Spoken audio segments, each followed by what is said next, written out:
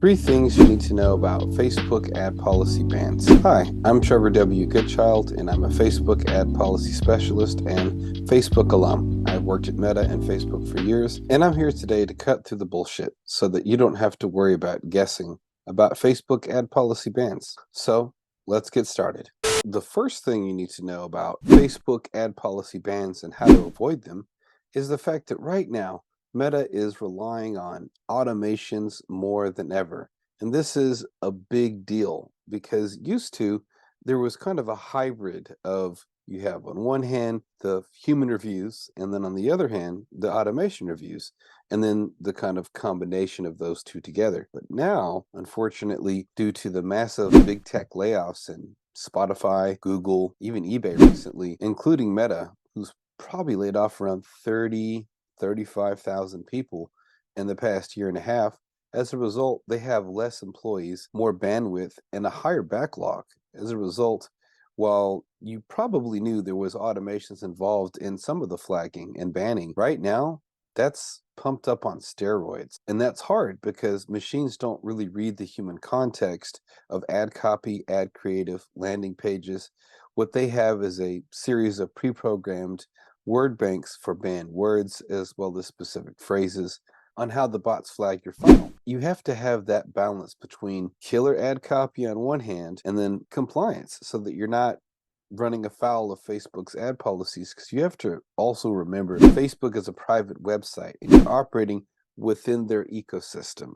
So keep that in mind. Another helpful thing to note is the fact that it really isn't personal. I know it's easy to feel that way if your revenue is suddenly dropped. There's no Facebook employee that is being a little gremlin or trolling you, because most of the people you're allowed to talk to for the public-facing support channels that Facebook has are outsourced workers, and they don't really have a lot of context for advertising, marketing, or let alone Facebook ad policies. It's a machine-driven decision based on specific machine logic that continues to reaffirm the same sort of patterns through machine learning. And I've worked with the engineers who created these automations, so I definitely understand how all of this works, but to the outside, it seems very confusing and a huge mystery. But that's what I'm here to do today, is help you understand exactly how this works. If you're chatting into Facebook ad support, you're probably getting incorrect answers 80% of the time, if not almost 100% of the time, because these are workers that have never run ads to make money. They've never done any real marketing on their own, and they have no personal experience in that. So their advice often will get you in even deeper hot water with Facebook, not better. They definitely don't understand how the machine logic works. And then compiling on this, you, the ad agency owner or marketer, all you want to do is make your clients happy, make sure that your Facebook ads are live and running, and you go online and you look at these different articles, these different blogs, you look at different YouTube videos, and you're trying to suss out, well, who's legit, who can I trust? And the problem with that is that most of these people, they don't have experience working at Facebook. All they know is the guesses they have from searching on LinkedIn, searching on Google, and it doesn't really add up to any kind of certainty for you to say, hey, can I trust this source as someone to take advice from when my clients are mad at me, I have bills to pay myself, my ads have stopped spending, and I need to get them unpaused, unrejected. I need to figure out my disabled business manager. And so far, no one's offered me a clear path forward.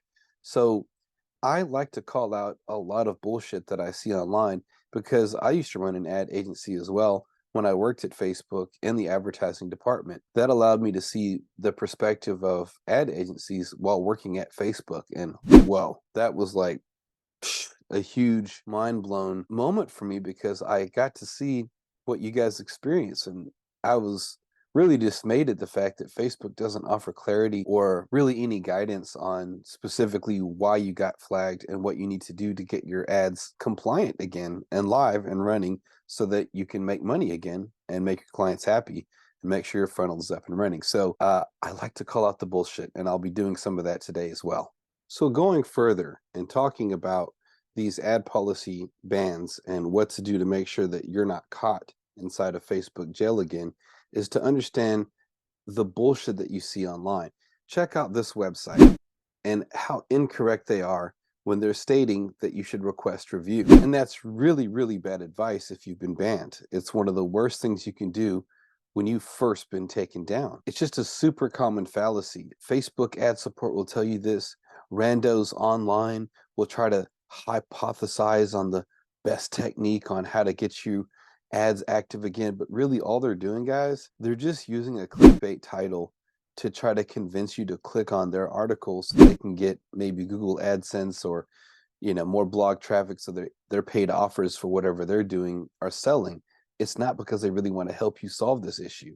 I want to help you because I've worked at Facebook and I've seen what a shit show it is. And so I want to help pull back the curtain and get you guys on the right track because no one else is doing this. The common fallacy of clicking request review, what that does is it puts you into the infinite loop.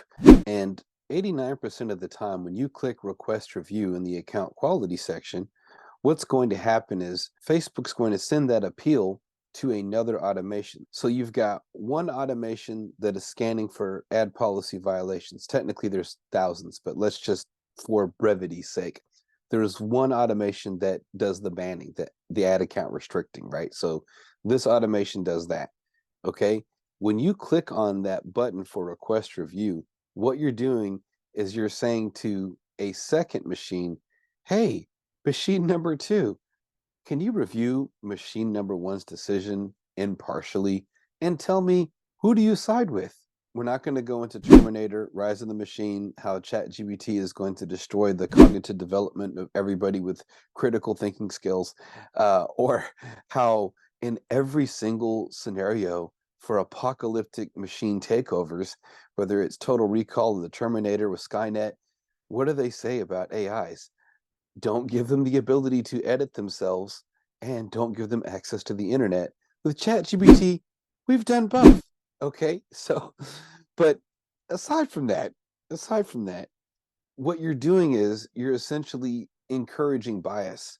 You're encouraging a confirmation bias based on machine logic from patterns that have previously been established from the flagging that Facebook did. Whether the flagging was correct or incorrect doesn't really matter either way, because the fact is once you've clicked that request review, you're getting one machine to review another machine's decisions, and the machines are not impartial to themselves.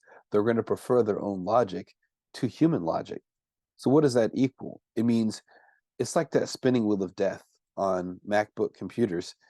You're going to be forever waiting to see a result. It's just going to go around and around and around, and either they'll never get back to you, take 6 weeks, 8 weeks, 3 or 4 months, like it's going to take forever.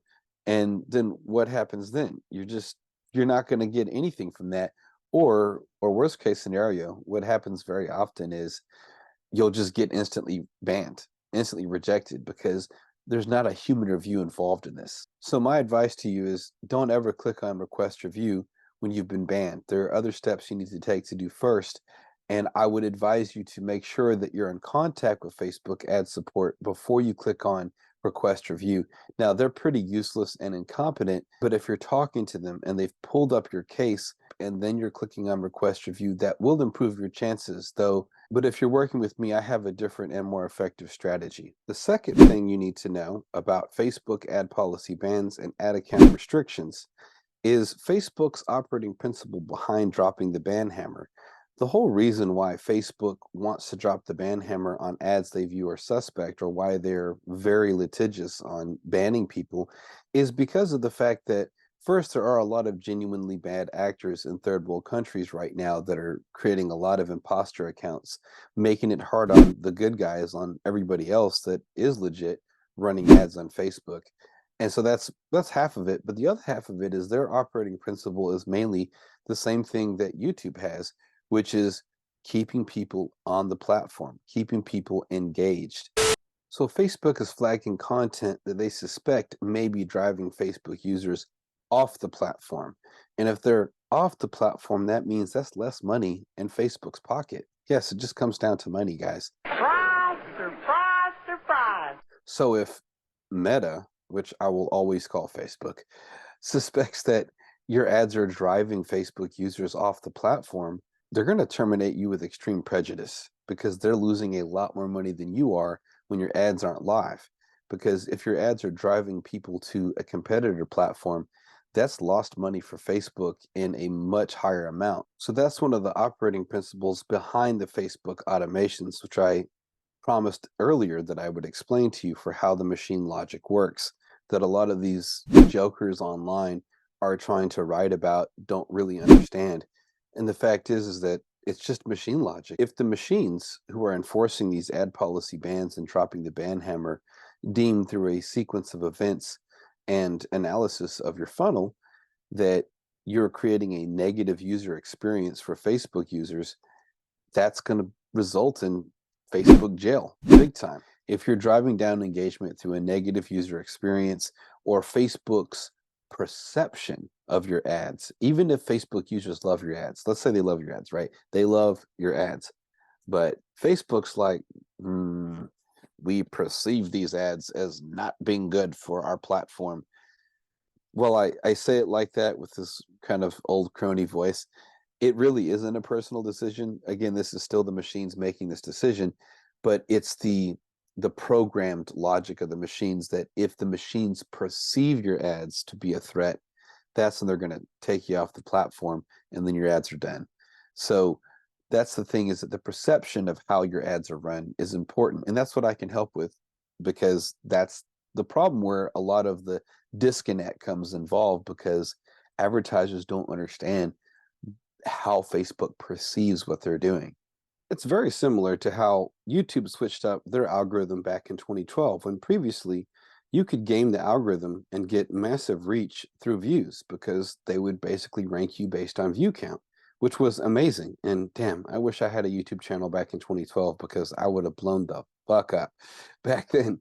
But of course, a lot of people just game the system. They would create these clickbait titles, but then not deliver in the content of the video what they promised. The third thing that you need to know about Facebook ad policy bans and what to do to avoid an ad account restriction is what to do after you get an ad account restriction, and also what not to do. Do not immediately appeal as soon as you get your ad account restricted. Yes, I know. Here, doing the I have to pee dance. You're freaking out. You're tearing your head out. Now you look like Mr. Clean, bald headed and stressed out. Your dog died, your wife left you, and it's all because of Facebook ads getting banned. That's how it works. Or is that just a country song? It's one of those things that it's like, damn, it's so knee jerk. You want to do this right away. You want to appeal right away. I mean, only real option you have is to work with an expert that knows exactly how to identify the triggers inside of your funnel. You'd be surprised to learn how small and simple some of the changes are that you need to make to be compliant with Facebook. Sometimes it's just a matter of rearranging the order of the words, how they're said, using a synonym. It's these micro nudges that you need to adjust, and then you're compliant. It is that granular, guys. It really comes down to understanding how the machines work and what they're looking to flag. Sometimes when I'm working with clients, we have literally changed just one word in their funnel and got them up and running again. That's how crazy it gets when it comes to what the machines look for to flag. Because again, it's not a human being. They're scanning everything at lightning speed, billions of content in seconds. So the pivots that you need to make sometimes aren't as difficult as it may seem when you're facing this faceless corporation who goes silent when you're asking for help on why did I get banned? What part of my funnel got banned? What specifically do I need to do to correct this? And how do I avoid this stuff in the future? Have you tried reaching out to Facebook ad support when ad accounts were restricted before, but didn't get the results that you wanted? If so, consider booking a call with me. My calendar link is in the description below.